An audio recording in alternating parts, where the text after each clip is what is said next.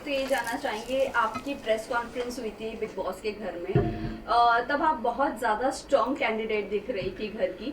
Also आपने तभी past के बारे में बात करना मंजूर नहीं किया कि आपको नहीं बात कर रही हैं, बट वही आप बिग बॉस के घर में आपकी पास्ट को रिकॉल कर रही थी, तो क्या कहना चाहोगे आप? मैंने शायद 2-3 जो यहाँ पे आप लोग से पहले पर्सनल 1-to-1 इंटरव्यूज़ हुए, वहाँ पे मैंने पास्ट में बात करने के रीजंस दिखाए। बिग बॉस के प्रेस कॉन्फ्रेंस में नहीं बात करना वो एक कॉन्शियस डिसीजन था कि मुझे नहीं बात करनी थी। वो सडन प्रेस कॉन्फ्रेंस हुई थी, हमको पता ही नहीं था, कि मुझे खुद को नहीं बताया गया था।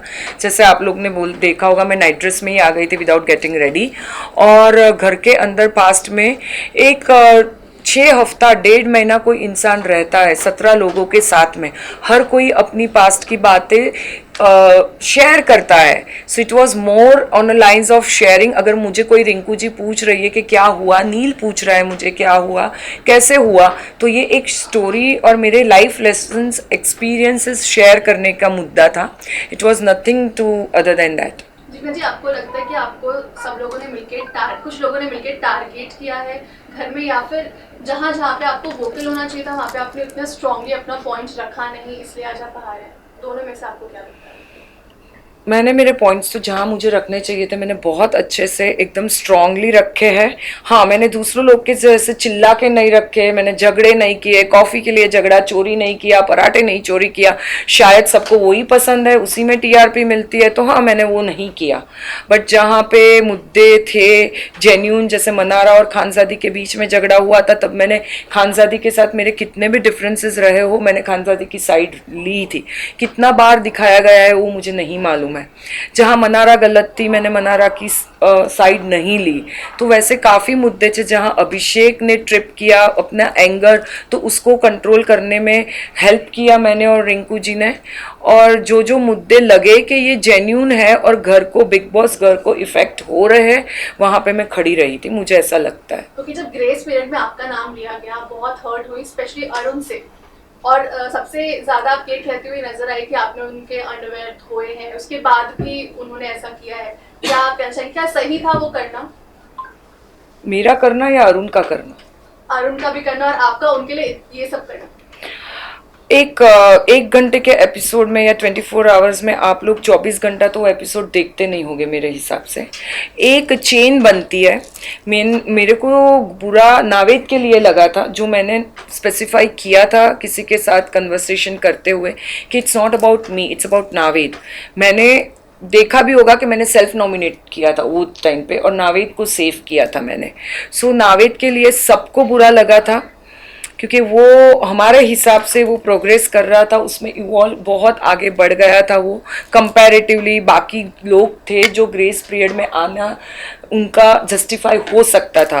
वो कंटेस्ट में मैंने बोला, मैं अपसेट हुई थी और मुझे ऐसा गिल्ट फील था कहीं ना कहीं नावेद को लेके, जो मैंने उस दिन रात को भी क्लैरिफाई किया था।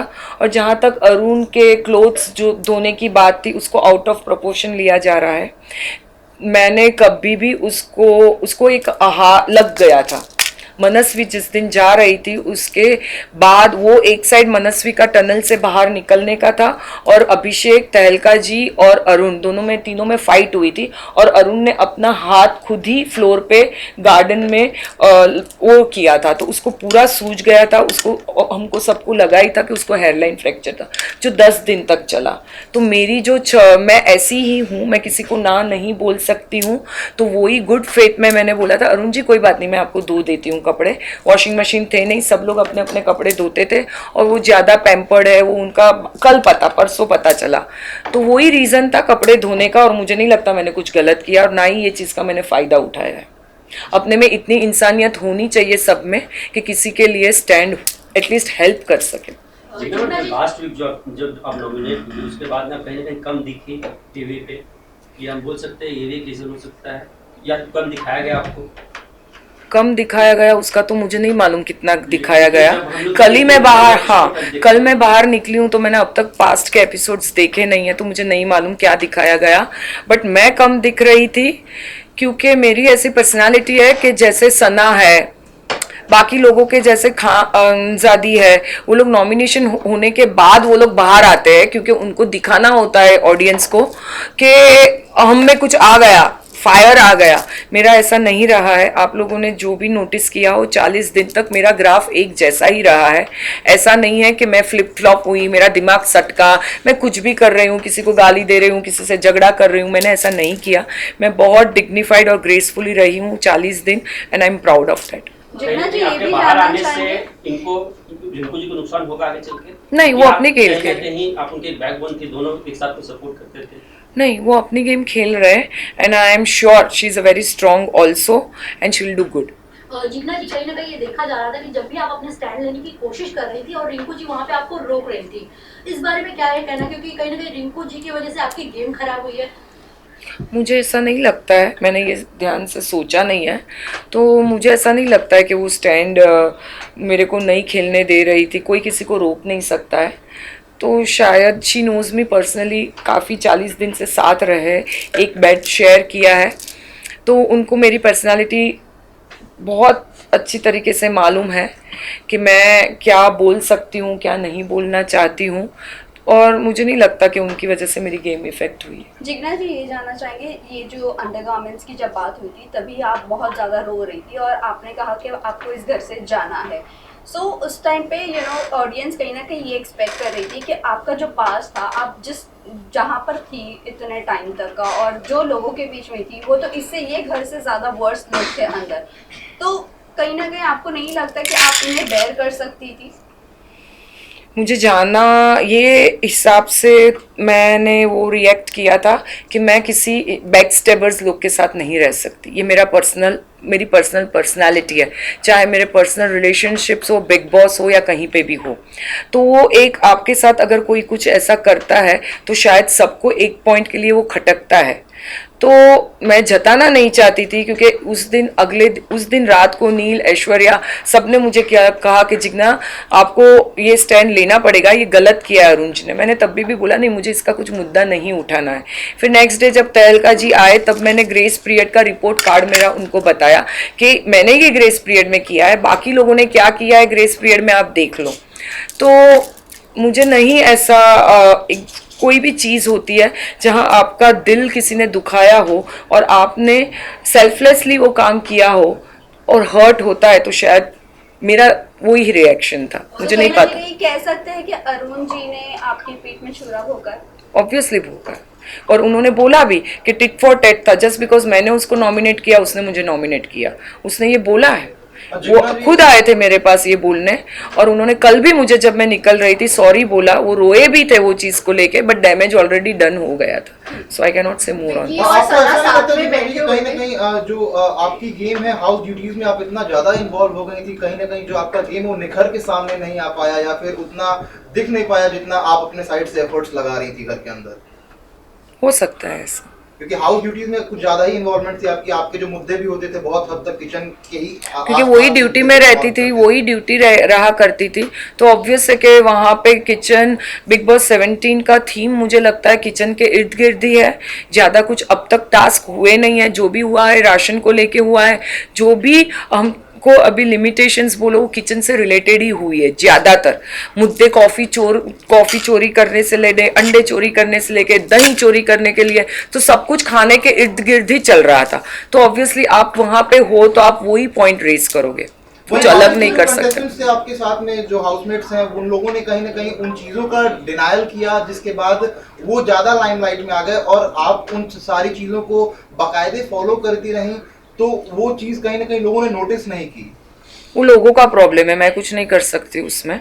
लोगों को ज़्यादा पता है उनको कौन दिखना चाहिए और कौन नहीं दिखना चाहिए। शायद लोगों को ड्रामा करते हुए लोग ज़्यादा पसंद है, but I am proud of my self कि मैंने अपनी डिग्निटी कहीं पे छोड़ी नहीं, और मैंने मेरे से जितना मैं डिग्निफाइड और ग्रेसफुली मेरी एज, मेरे एक्सपीरियंस, मैच्योरिटी, विजडम सबको साथ में लेके चली हूँ, and I am proud of that. Jigna ji, इसी के साथ साथ ड्रामा के साथ साथ ये भी जानना चाहेंगे, आपने कॉन्वर्सेशन में रिंकू जी के साथ एक कॉन्वर्सेशन आपकी हो रही थी जहाँ पर आपने बोला था कि मैं फुटेज के लिए नंगा नाच नहीं कर सकती हूँ। तो सही बात है। सो डू यू थिंक कि जो बहुत ज्यादा दिख कर आ रहे थे, जो बहुत ज्यादा फाइट में इन्वॉल्व हो रहे थे, क्या वो वैसे कर रहे थे? वो ऑडियंस को ज़्यादा पता होना चाहिए, नहीं, मैंने आपके मेरा voice बोला, से इसीलिए मेरा बोला कि मैं ऐसा नहीं कर सकती हूँ। मैंने किसी कंटेस्टेंट का नाम नहीं लिया था शायद।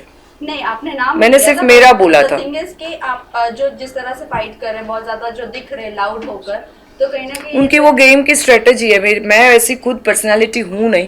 बिग बॉस भी काफ़ी टाइम बोलते आ रहे थे कि लोग बहुत पिछली सीजन देख दाग के आए हैं और वो लोग वही करना चाह रहे हैं, बट ये वैसा सीजन नहीं है।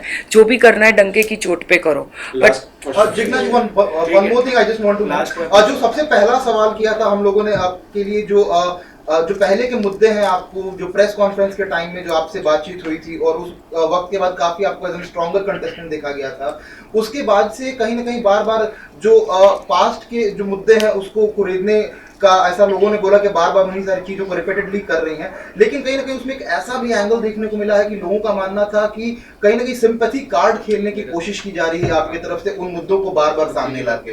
क्या कुछ कहना आपका इसके? मुझे ऐसा नहीं लगता है। 12 साल में मैंने कभी किसी से सिंपैथी ली ही नहीं है, तो ये प्लेटफॉर्म पे आके मुझे सिंपैथी की जरूरत नहीं थी। अच्छा जिग्ना जी, बिग बॉस ने आपकी इमेज क्लियर करने के लिए काफी वाइट वॉश किया, प्रेस कॉन्फ्रेंस हो गई, क्या आप उसका प्रॉपर उपयोग ले पाए हो? वो आप ऑडियंस को पूछना चाहिए। विक्की और सना साथ में बैठे हुए थे जहां दोनों ने एक दूसरे का हाथ पकड़ा हुआ था, और ये चीज हाईलाइट की सलमान खान ने भी। और एक जगह हमने देखा था कि आप विक्की को समझा रहे थे, आप और रिंकू जी, कि अंकिता को कैसे पैम्पर करना चाहिए, कैसे रखना चाहिए। बट आपको लगता है कि विक्की वैसे ही हैं जैसा हम सब देख पा रहे हैं? और सना और उनके बीच में क्या चल रहा है, आपको क्या लगता है कि आप करीब से देखकर आए हो? सना और उनके बीच में ऑन एंड ऑफ चलता रहता है नॉमिनेशन को लेके, बाकी कुछ है नहीं। सना बहुत इनसिक्योर है, उनको नॉमिनेशन के लिए डर है, उनको फियर है, इनसिक्योरिटी है, और विक्की भैया उसको लगता है बचा सकते हैं उसको चीज़ को लेके, तो वो कार्ड प्ले कर रही है। वो अंकिता के साथ कुछ गलत कर रहे हैं आपको लगता है? मुझे नहीं लगता गलत इन द सेंस, हर एक वाइफ को लगता है कि हस्बैंड अगर साथ में आया है तो इमोशनल उसको सपोर्ट करे, उसके साथ बैठे करे। और विकी भैया बाकी मुद्दों में और बाकी लोगों में इतने उलझे हुए रहते हैं, तो उनको अंकिता जी के लिए टाइम नहीं मिलता है। वही शायद अंकिता जी की कंप्लेन। जो दोनों ने हाथ पकड़ा था उस पर एक्चुअली हम लोग भी शॉक थे, हमको किसी को नहीं मालूम था क्योंकि उसके आजू बाजू कोई था नहीं वो टाइम पे। शायद मैं अंदर के रूम में, तो हम लोग भी एक दूसरे को पूछ रहे थे कि किसने क्या किया, और वो ही 10 मिनट के बाद मैं बाहर निकल गई थी, तो मुझे सच में जेन्युइनली कुछ ज्यादा पता है। टॉप 5 में किसे देखते हैं आप? टॉप 5 में किसे देखते strong हैं घर का मास्टरमाइंड कौन लगता है आपको? अब तक के जो आप घर में जो रह के आए उसमें से? This is just 7th week has started, तो अभी टॉप 5 का बोलना बहुत मुश्किल है। बट हाँ, Munawar I think he is a right candidate to lift the trophy.